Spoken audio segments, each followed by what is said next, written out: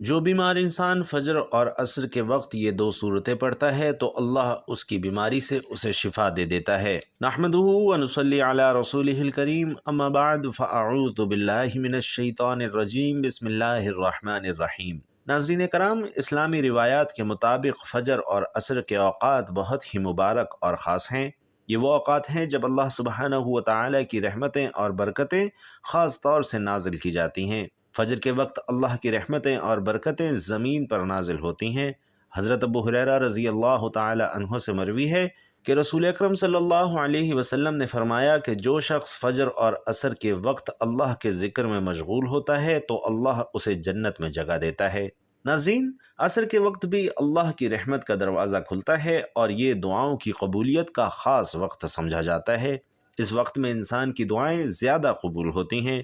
جو شخص بیمار ہو اور فجر اور عصر کے وقت قرآن مجید کی یہ دو صورتیں پڑھے تو اللہ کی رحمت سے وہ بیماری سے شفا پا سکتا ہے۔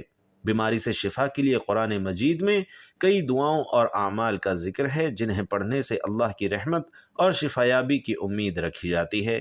قرآن کریم ہمارے لیے نہ صرف ایک بہترین ضابطۂ حیات یعنی زندگی گزارنے کا قاعدہ ہے، بلکہ اسی میں ہمارے لیے دنیا اور آخرت کی نجات ہے۔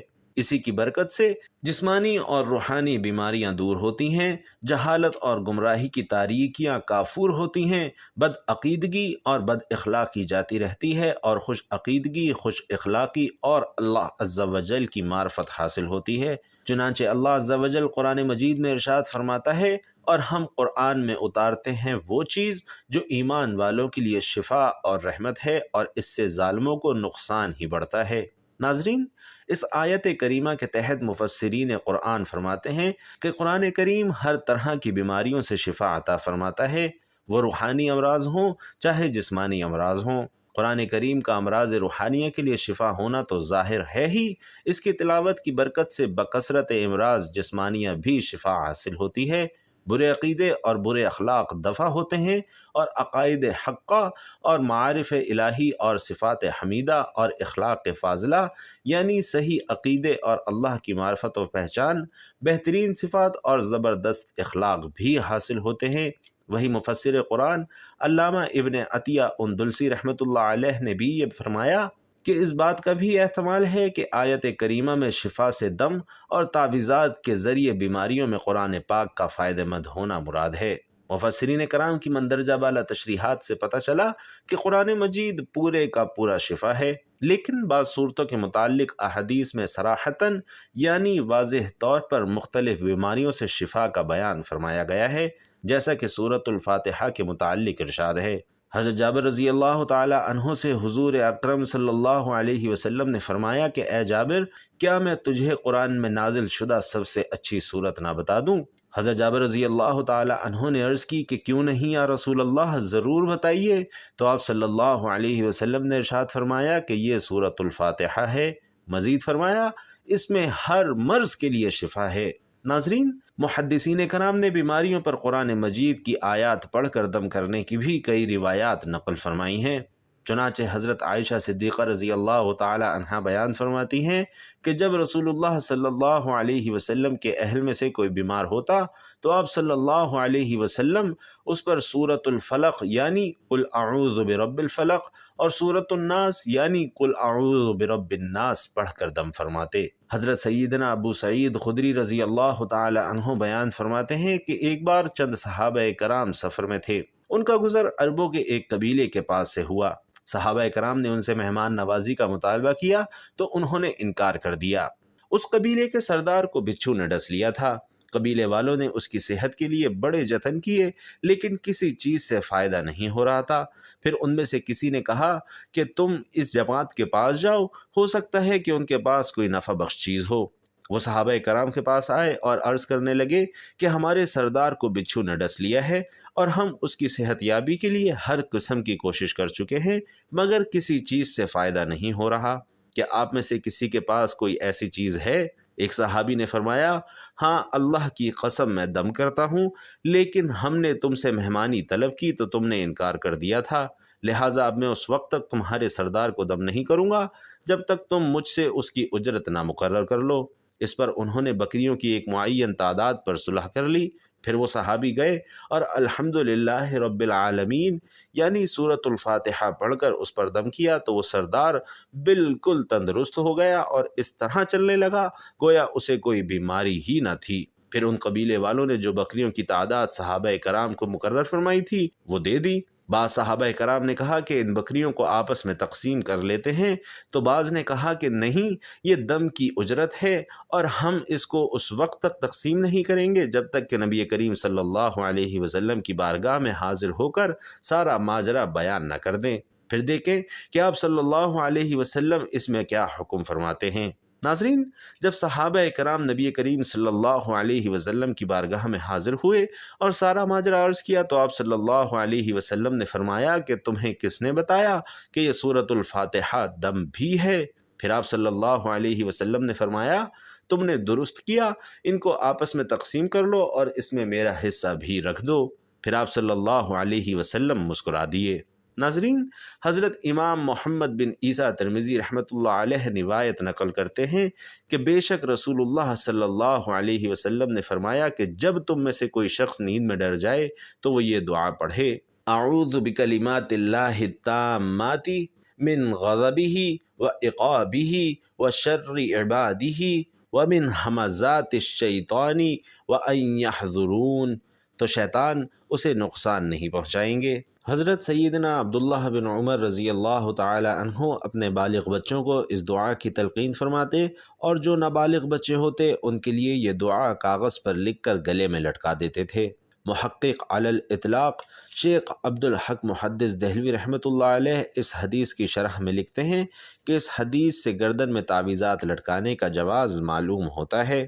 اس باب میں علماء کا اختلاف ہے، مختار یہ ہے کہ سیپیوں اور اس کی مثل چیزوں کا لٹکانا حرام یا مکروہ ہے، لیکن اگر تعویذات میں قرآن مجید یا اللہ کے اسماء لکھے جائیں تو اس میں کوئی حرج نہیں۔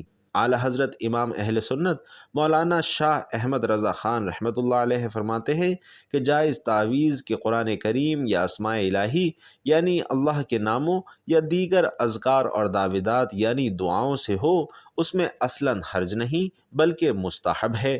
رسول اللہ صلی اللہ علیہ وسلم نے ایسے ہی مقام میں فرمایا کہ تم میں سے جو شخص اپنے مسلمان بھائی کو نفع پہنچا سکے تو اسے نفع پہنچائے۔ ناظرین، قرآن حکیم کے ایک ایک حرف میں شفا ہے۔ جو مسلمان روزانہ آیت قرآنی کی تلاوت کرتے اور باوضو رہتے ہیں، اللہ کریم ان کے لیے کشادگی پیدا کرتے ہیں۔ ایسے لوگ کبھی دنیاوی مسائل سے شاکی نہیں ہوتے اور نہ ہی انہیں ڈپریشن ہوتا ہے۔ ان کا دل اور دماغ پرسکون ہوتا ہے، جیسا کہ سورۃ الفاتحہ کو روزانہ پڑھنے والوں کا معاملہ ہے۔ رسول اللہ صلی اللہ علیہ وسلم کا فرمان ہے کہ سورۃ الفاتحہ میں موت کے علاوہ ہر مرض کے لیے شفا ہے۔ تو آقائے دو جہاں صلی اللہ علیہ وسلم کا فرمان ہمیں اس بات کی ضمانت دیتا ہے کہ سورۃ الفاتحہ پڑھتے رہنے والوں پر آسانیاں پیدا ہوتی ہیں۔ جو کوئی بھی سورۃ الفاتحہ کا عامل بن جاتا ہے، اس کا بے تحاشا ذکر کرتا ہے، تو ایسے لوگوں پر معاشی تنگی نہیں ہوتی اور انہیں غیب سے رزق ملتا ہے، بیمار ہوں گے تو جلد صحت یاب ہو جائیں گے۔ ناظرین، سورۃ الفاتحہ کے عامل جب کسی کو دم کرتے ہیں تو موذی امراض سے چھٹکارا حاصل ہو جاتا ہے۔ اگر کوئی انسان کسی مصیبت کا شکار ہو جائے اور کوئی راہ نہ دکھائی دے تو اسے چاہیے کہ 40 روز تک سورۃ الفاتحہ 125 بار پڑھ لیا کرے۔ اگر کسی مریض کی تیمارداری کے دوران اس کی شفا کے لیے اس کا ہاتھ پکڑ کر 7 بار سورۃ الفاتحہ باوضو ہو کر پڑھی جائے تو وہ جلد صحت یاب ہوگا۔ اللہ نے انسانوں کو پیدا کر کے اور زمین پر بھیج کر بے یار و مددگار نہیں چھوڑا، بلکہ ان کی رشد و ہدایت کے لیے انبیاء اور رسول کا ایک عظیم سلسلہ شروع فرمایا جو بستیوں اور علاقوں کی طرف مبعوث کیے گئے۔ ہر نبی کو اللہ نے کوئی نہ کوئی معجزہ عطا فرمایا اور وہ معجزہ علاقے اور دور کے مطابق ہوتا تھا۔ حضرت موسیٰ علیہ السلام کے دور میں جادو اپنے عروج پر تھا تو اللہ نے موسیٰ علیہ السلام کو ویسا ہی معجزہ عطا فرمایا۔ حضرت عیسیٰ علیہ السلام کے دور میں حکمت اور طب اپنے عروج پر تھی تو اللہ نے حضرت عیسیٰ علیہ السلام کو ویسا ہی معجزہ عطا فرمایا کہ وہ کوڑھی اور برس کے مریض کے جسم پر ہاتھ پھیرتے تو اللہ اس مریض کو شفا دے دیتے تھے۔ حضرت داؤد علیہ السلام کے دور میں لوہے کا کاروبار اور لوہے سے زرہیں وغیرہ بنانے کا فن اپنے بام عروج پر تھا، تو اللہ نے حضرت داؤد علیہ السلام کو ویسا ہی معجزہ عطا فرمایا کہ آپ علیہ السلام کے لیے لوہے کو نرم بنا دیا گیا۔ بالکل اسی طرح جناب محمد رسول اللہ صلی اللہ علیہ وسلم کے دور میں فصاحت اور بلاغت اپنے عروج پر تھی۔ عرب میں فصیح و بلیغ شعراء کا طوطی بولتا تھا اور عرب میں بڑے بڑے شعراء موجود تھے، تو اللہ نے محمد رسول اللہ صلی اللہ علیہ وسلم کو ویسا ہی فصیح و بلیغ معجزہ قرآن مجید کی صورت میں دیا، جو یقیناً فصاحت اور بلاغت کا ایک عظیم شاہکار ہے۔ پہلے نبیوں کے معجزے ان کے دنیا سے جانے کے ساتھ ہی ختم ہو گئے، لیکن آقا علیہ السلام کا معجزہ قرآن کی صورت میں آج بھی موجود ہے اور انشاءاللہ تا قیامت موجود رہے گا، کیونکہ اللہ رب العزت نے اس کی حفاظت کا ذمہ خود لیا ہے۔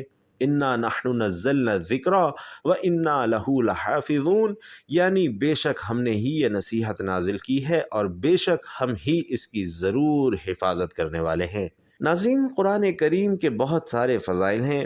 قرآن مجید ایک لا ریب یعنی شک اور شبہ سے پاک کتاب ہے، اسی لیے قرآن کریم کے ایک ایک حرف میں شفا ہے۔ قرآن شفا ہے، بیماری والا معاملہ ہر بندے کے ساتھ ہے، ہر بندہ بیمار ہوتا ہے اور اسے شفا کے لیے علاج معالجے کی ضرورت بھی ہوتی ہے۔ قرآن مجید اللہ کا کلام ہے، یہ شفا ہے۔ اللہ خود فرماتے ہیں کہ ہم قرآن میں سے تھوڑا تھوڑا نازل کرتے ہیں جو ایمان والوں کے لیے سراسر شفا اور رحمت ہے، اور وہ ظالموں کو خسارے کے سوا کسی چیز میں زیادہ نہیں کرتا۔ ناظرین، اس آیت کے تحت مولانا عبدالسلام رحمۃ اللہ علیہ لکھتے ہیں، اگرچہ اس آیت میں شفا سے اولین مراد روحانی شفا یعنی کفر اور نفاق، شکوک و شبہات اور جہل سے شفا ہے، مگر اس کے احکام پر عمل کرنے سے انسان جسمانی بیماریوں سے بھی شفا پاتا ہے اور ان سے محفوظ بھی رہتا ہے۔ اس کے علاوہ احادیث صحیحہ سے ثابت ہے کہ قرآن دم کے لیے پڑھا جائے تو اس سے مسلم اور کافر دونوں کی جسمانی بیماریاں دور ہوتی ہیں۔ اللہ سبحانہ و تعالیٰ قرآن پاک میں یوں ارشاد فرماتا ہے کہ اے لوگو، بے شک تمہارے پاس تمہارے رب کی طرف سے عظیم نصیحت اور اس کے لیے سراسر شفا جو سینوں میں ہے، اور ایمان والوں کے لیے سراسر ہدایت اور رحمت ہے۔ ایک اور مقام پر اسی طرح ارشاد ہوا کہ اے نبی صلی اللہ علیہ وسلم کہہ دیجئے، یہ قرآن ان لوگوں کے لیے جو ایمان لائے ہدایت اور شفا ہے۔ ناظرین کرام، فجر اور عصر کے اوقات میں کچھ مخصوص صورتوں کا پڑھنا خاص سمجھا جاتا ہے، اور ان میں سے دو صورتیں سورۃ الفاتحہ اور سورۃ الاخلاص انتہائی اہم ہیں۔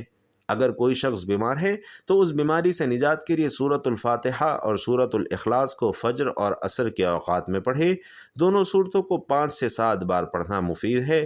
اول و آخر اتنا ہی درود پاک پڑھیں جتنی تعداد میں یہ صورتیں پڑھنی ہوں۔ اللہ تعالیٰ کے قرآن میں ذکر کیا گیا کہ وہ اپنے بندوں کی دعاؤں کا جواب دیتا ہے، تو اگر کوئی شخص فجر اور عصر کو اوقات میں صحیح نیت کے ساتھ سورۃ الفاتحہ اور سورۃ الاخلاص پڑھ کر اللہ سے شفا کی دعا کرے تو اللہ اسے بیماریوں سے شفا دیتا ہے۔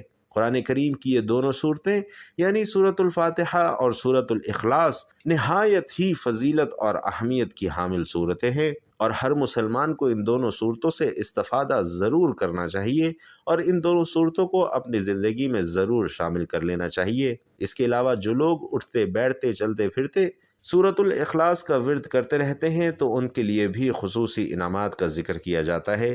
احادیث نبوی صلی اللہ علیہ وسلم سے معلوم ہوتا ہے کہ سورۃ الاخلاص کا زیادہ سے زیادہ ورد انسان کی دنیاوی اور اخروی تمام ضرورتوں کے لیے کافی ہے۔ لہٰذا بھائیوں اور بہنوں، ان دو صورتوں کو ضرور بضرور اپنی روزمرہ کی زندگی میں شامل کریں اور ان سے جس قدر فائدہ ممکن ہو فائدہ ضرور حاصل کریں۔